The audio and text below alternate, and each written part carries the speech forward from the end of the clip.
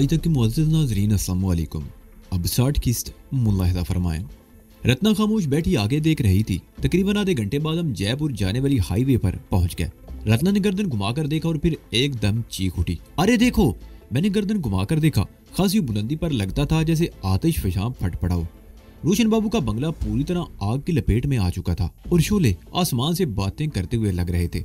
Highway पर मुड़ते ही मैंने कार की रफ्तार बढ़ा दी। सड़क के दोनों तरफ अगरचे पहाड़ियां थी मगर सड़क सीधी और हमवार थी।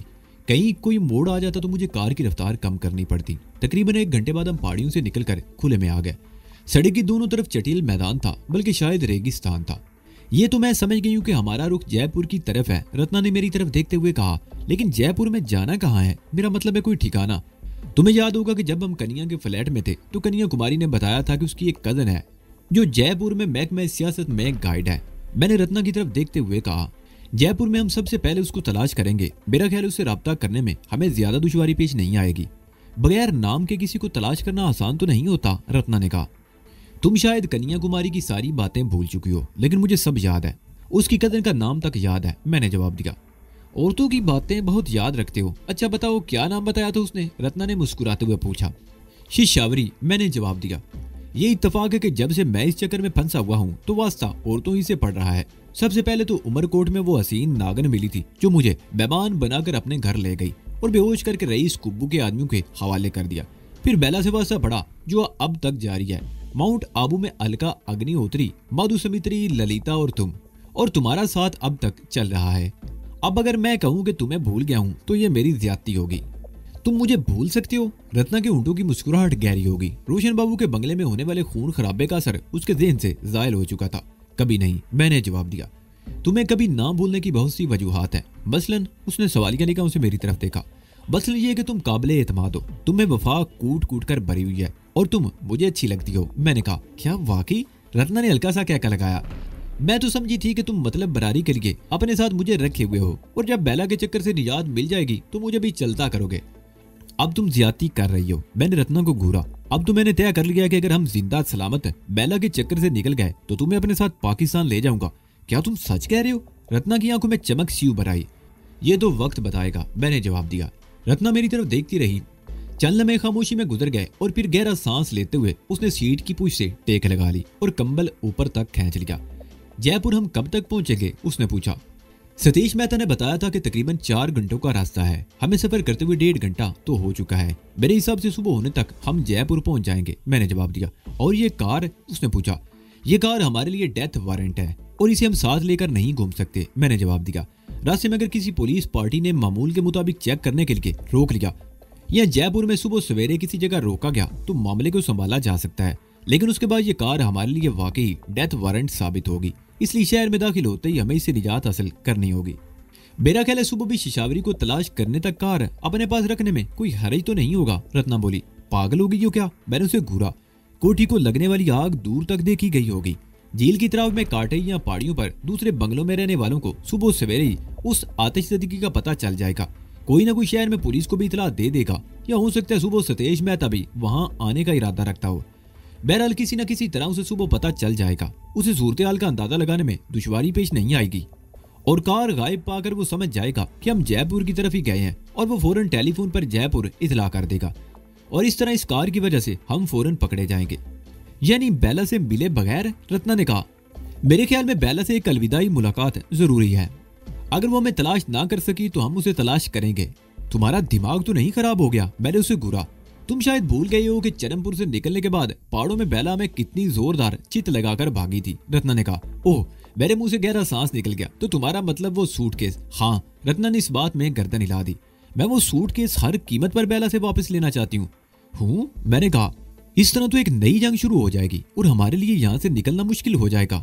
एक बात तो तुमने भी अच्छी तरह समझ ली होगी कि दौलत के बगैर इस दुनिया में जिंदा नहीं रहा जा सकता, रत्ना ने कहा।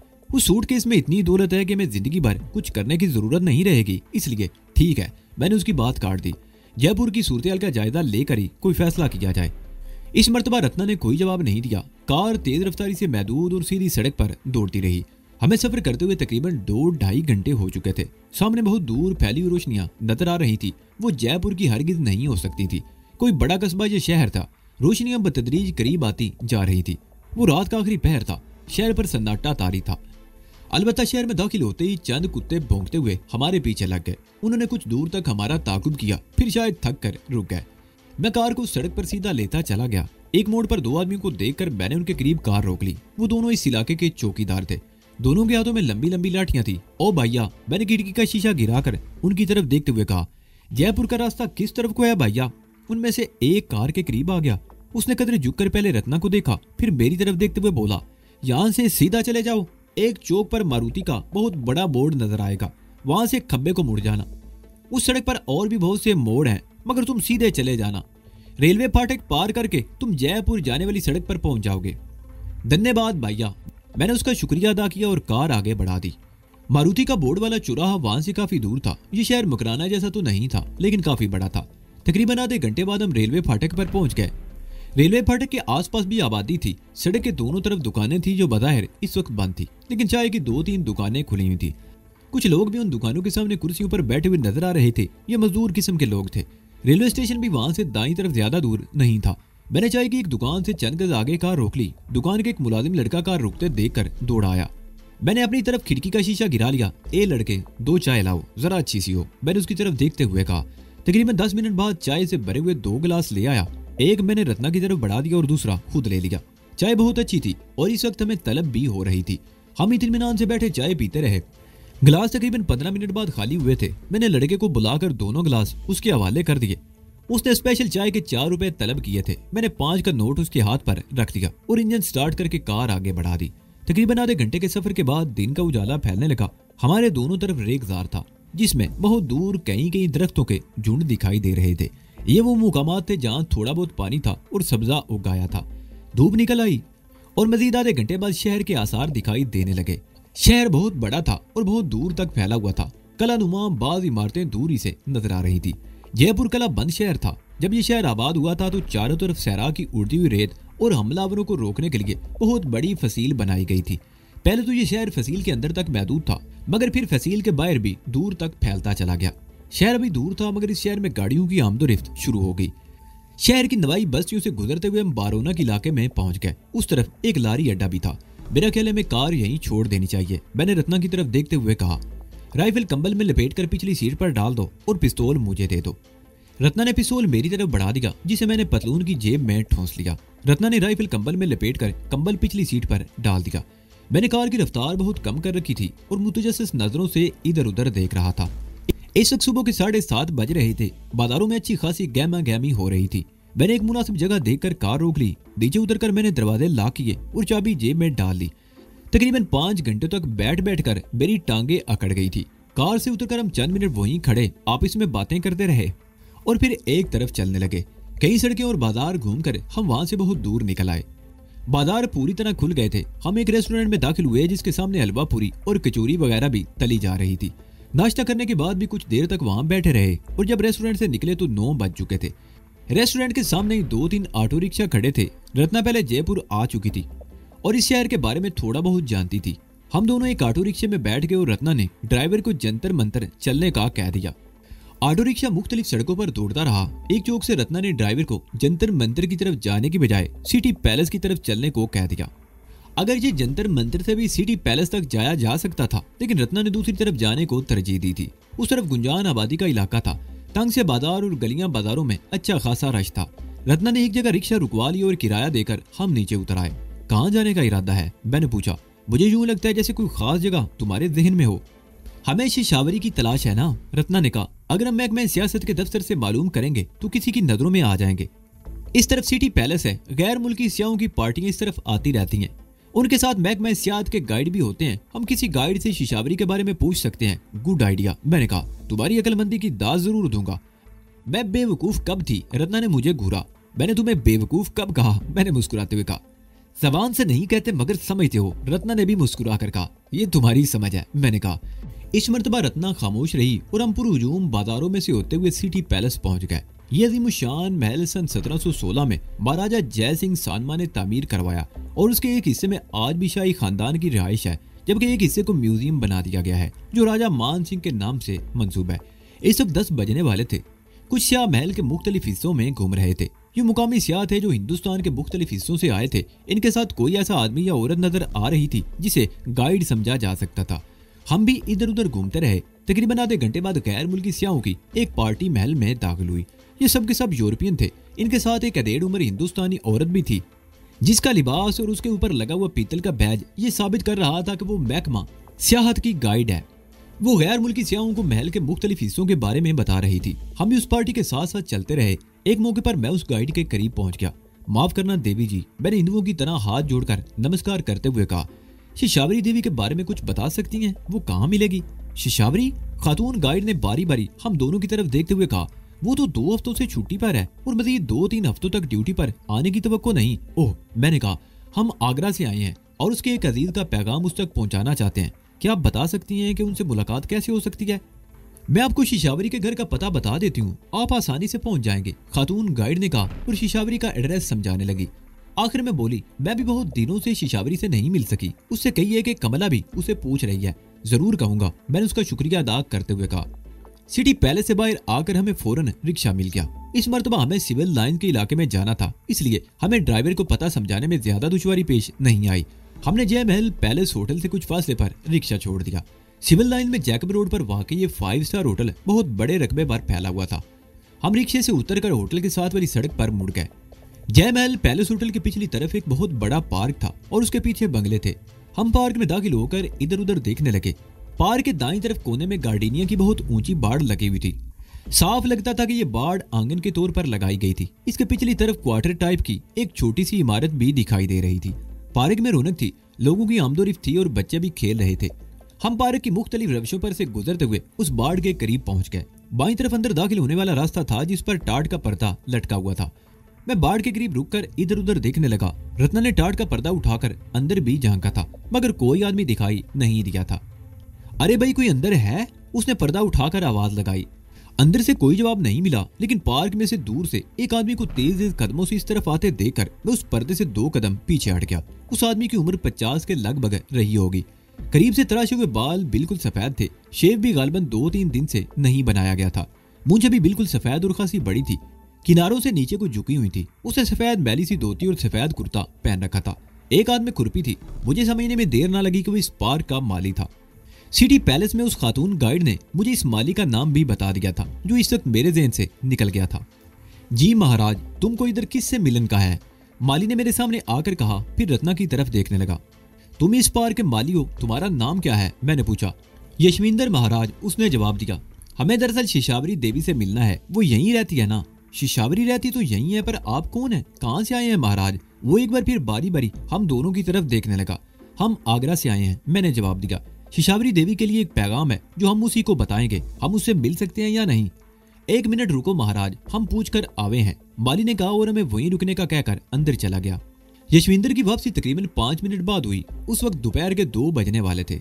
रोशन बाबू की पहाड़ी कोठी की आतिशज़दगी का इल्म तो सुबह ही मकराना वालों को हो गया होगा और मुझे यकीन था कि हमारे बारे में इतला जयपुर भी पहुंच चुकी होगी और हो सकता है यहाँ हमारी तलाश शुरू हो चुकी हो, मगर हम अभी तक महफूज थे।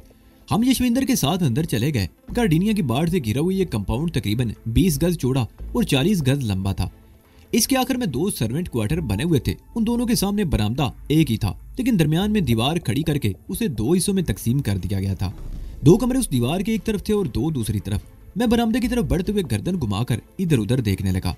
गार्डिनिया की बाढ़ इतनी ऊंची थी कि बाहर से अंदर या अंदर से बाहर नहीं देखा जा सकता था। माली यशविंदर के क्वार्टर के एक कमरे का दरवाजा खुला हुआ था। अंदर दाखिल होते ही सीलन का एहसास हुआ। कमरा ज्यादा बड़ा नहीं था। 2 चारपाइयां बिछी हुई थी। एक चारपाई पर एक औरत लेटी हुई थी जिसकी उम्र 30 साल से ज्यादा नहीं थी। अगर वो सेहतमंद होती तो उसे बेहद हसीन कहा जा सकता था, मगर बीमारी ने उसे निचोड़ कर रख दिया था। आंखों के गिर्द स्याह धब्बे से पड़े हुए थे। हमें देखकर उसने उठने की कोशिश की, मगर मैंने उसे लेटे रहने का इशारा किया और दूसरी चारपाई पर बैठ गया। रत्ना उस औरत की चारपाई की पट्टी पर बैठ गई। ये शिशावरी है महाराज, यशविंदर ने कहा। आप खुद इसको बताओ कि कहाँ से आए हो, काहे को मिलन आए हो? हाँ हम बताते हैं, मैंने कहा। तुम मुझे एक गिलास पानी पिला दो। यशविंदर बाहर निकल गया। मैं कमरे में इधर उधर देखने लगा। यहाँ की हालत देखकर अंदाजा लगाया जा सकता था कि यह कमरा किसी तरह भी इंसानी रिहाइश के काबिल नहीं था, लेकिन निचले दर्जे के लोगों को इंसान समझा ही कब जाता है। कमरे की दीवारों का प्लस्तर उधड़ा हुआ था। पिछली दीवारों में एक छोटा सा रोशनदान था जिसमें चिड़ियों ने घोंसला बना रखा था। आप लोग कौन हैं, कहाँ से आए हैं और मुझसे क्यों मिलना चाहते हैं? शिशावरी ने बारी बारी हम दोनों की तरफ देखा। हम तुम्हारी कजन कन्या कुमारी के दोस्त हैं, मैंने मध्यम लहजे में कहा। लेकिन सूरत ऐसी है कि हम यशविंदर की मौजूदगी में कोई बात नहीं कर सकते। हमें यह भी इल्म नहीं कि यशविंदर से तुम्हारा क्या रिश्ता है। यशविंदर से मेरा खून का कोई रिश्ता नहीं, महज इंसानियत का रिश्ता है। इसने मुझे एक ऐसे वक्त पर सहारा दिया जब सब लोग मेरा साथ छोड़ चुके थे। लेकिन अगर कोई ऐसी बात हो तो वो यशविंदर को अंदर दाखिल होते देखकर खामोश होगी। यशविंदर ने प्लास्टिक का एक बैला सा गिलास मेरी तरफ बढ़ा दिया। आम हालात में ऐसे गिलास को मैं हाथ लगाना भी पसंद न करता, लेकिन मैंने तो इससे भी बुरे वक्त का सामना किया था। यशविंदर काका, शिशावरी उसकी तरफ देखते हुए बोली, ये पैसे ले जाओ और नारायण लाला के होटल से चाय ले आओ, कहना अच्छी सी चाय बनाए। उसने तकिए के नीचे से 5 का एक नोट निकालकर उसकी तरफ बढ़ा दिया। यशविंदर ने एक बार फिर हम दोनों की तरफ देखा और नोट मुट्ठी में दबाकर कमरे से निकल गया। और जब मुझे यकीन हो गया कि वो कंपाउंड से बाहर जा चुका है तो मैंने शिशावरी की तरफ देखते हुए कहा, हम कन्या कुमारी के दोस्त हैं, लेकिन तुम्हारे लिए कोई अच्छी खबर नहीं लेकर आए। कन्या कुमारी तो मकराना में रहती है और यशविंदर ने बताया था कि आप लोग आगरा से आए हैं। कन्या से आपका क्या ताल्लुक है और ऐसी क्या बात है जो आप बताते हुए झिझक रहे हैं? शिशावरी की आंखों में उलझन सी तैर गई। मेरी समझ में नहीं आ रहा कि मैं इससे बात किस तरह करूं। मैंने रत्ना की तरफ देखा।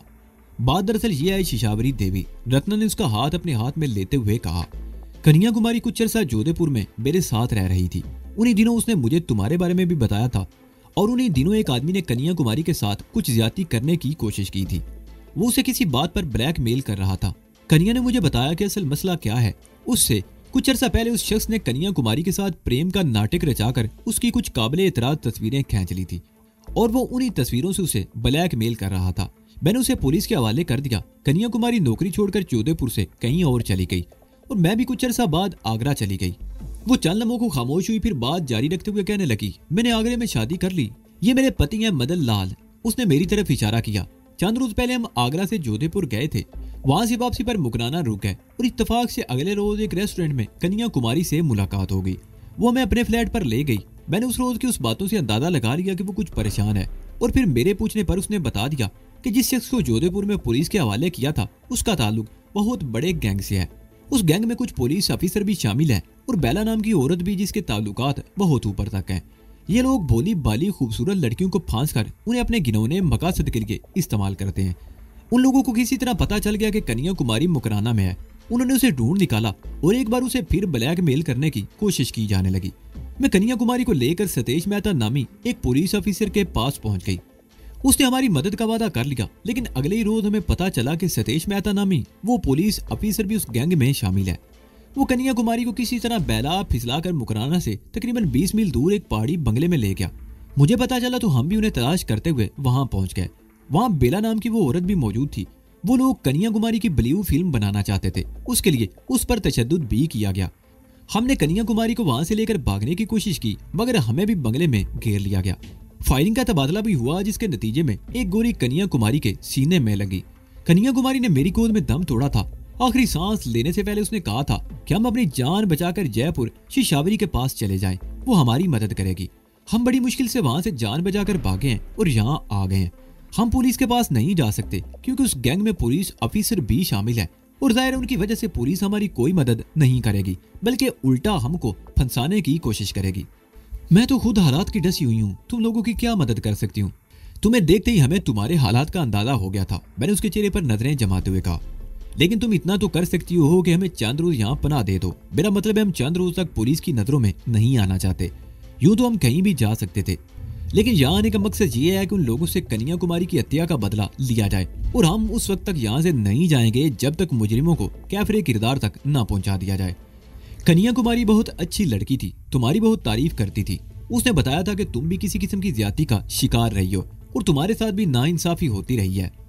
ये बात मैंने यूं ही बेतुकी आंक दी थी, लेकिन अंधेरे में फेंका हुआ तीर निशाने पर लगा। ज्यादती? शिशावरी ने गहरा सांस लिया। मेरे साथ जो कुछ हुआ है वो शायद दुनिया में किसी के साथ ना हुआ हो।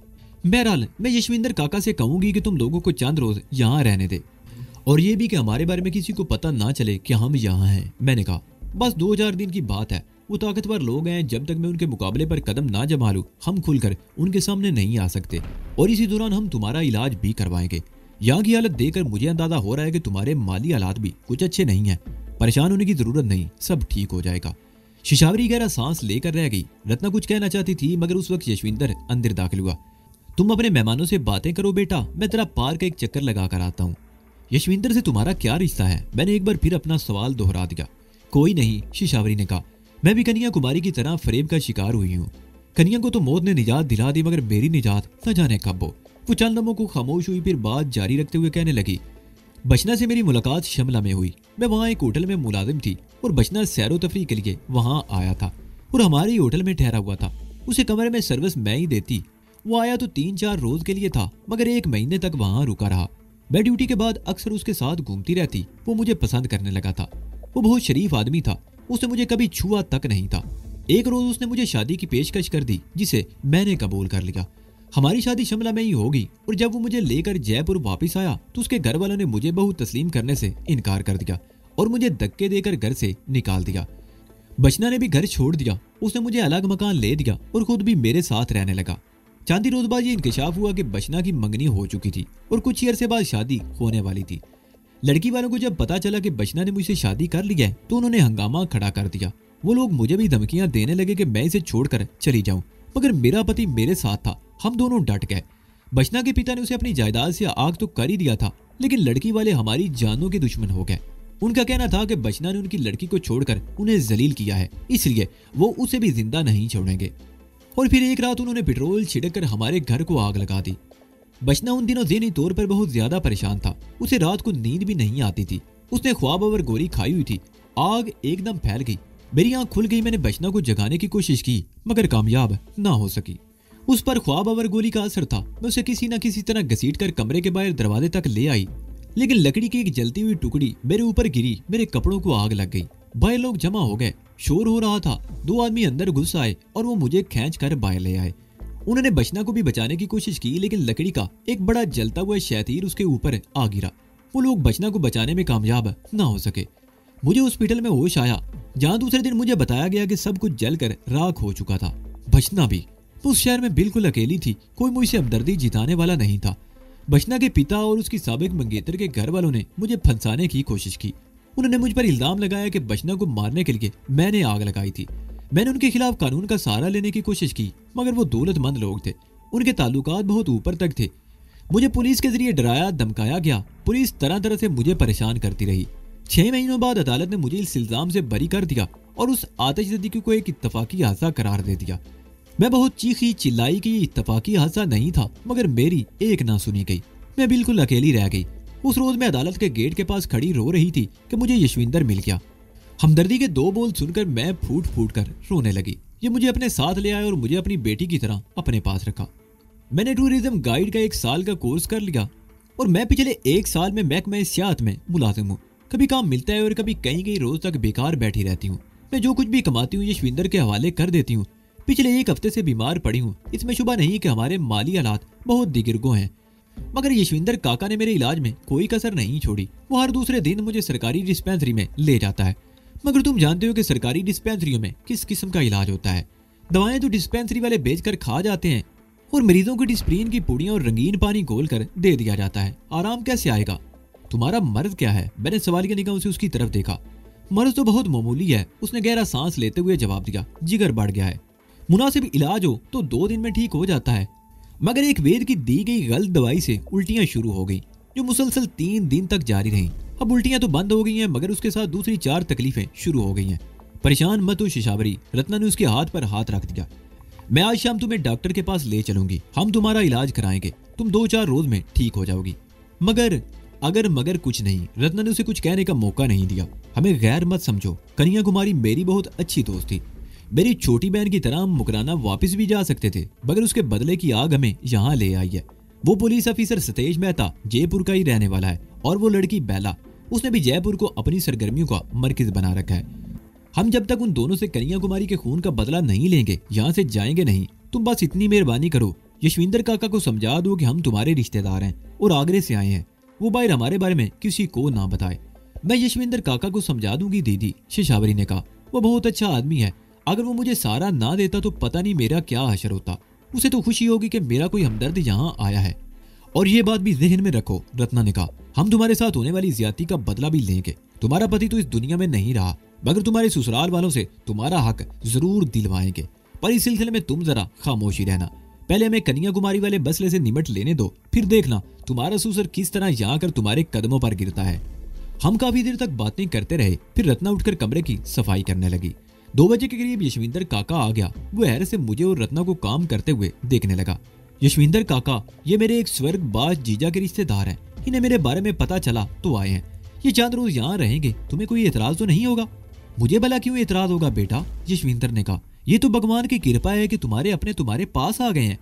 तुम भी तो मेरे अपने हो यशविंदर काका, शिशावरी ने कहा। बातें हम बाद में करेंगे, अब पहले तुम इनके भोजन का बंदोबस्त करो।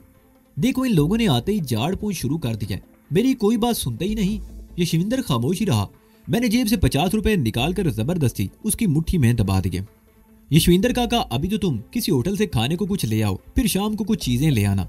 मेरी पत्नी शैला खाना पकाया करेगी, मैंने कहा। शिशावरी बता रही थी कि घर के सारे काम वो खुद ही करती थी। सुबह काम पर जाने से पहले वो यशविंदर काका के लिए रोटी पकाकर रख जाया करती थी और रात का खाना आकर तैयार करती थी। लेकिन इसके बीमार होने से सब कुछ चौपट होकर रह गया। साथ वाला क्वार्टर खाली है, यहाँ कोई नहीं रहता क्या? क्या यशविंदर काका अकेले ही इस पूरे पार्क का ख्याल रखता है? मैंने पूछा। नहीं, यहाँ 2-3 माली हैं, शिशावरी ने जवाब दिया। बाकी दोनों आगे बस्ती में अपने घरों में रहते हैं। एक और माली पहले यहाँ से साथ वाले क्वार्टर में भी रहता था, लेकिन दोनों कमरे की छतें टूटी हुई हैं, इसलिए वो बस्ती में चला गया। इस क्वार्टर का भी यही कमरा ठीक है। साथ वाले कमरे की छत एक कोने से टूटी हुई है। यशविंदर काका ने कई मरतबा अपने महकमे को क्वार्टर की मुरम्मत के लिए लिख कर दिया, मगर कोई तवज्जो ही नहीं देता। अफसरों के बंगलों पर तो हर वक्त काम होता रहता है, पर गरीबों को कौन पूछता है? हाँ ये बात तो है, गरीबी हर जगह पिसता है, मैंने कहा।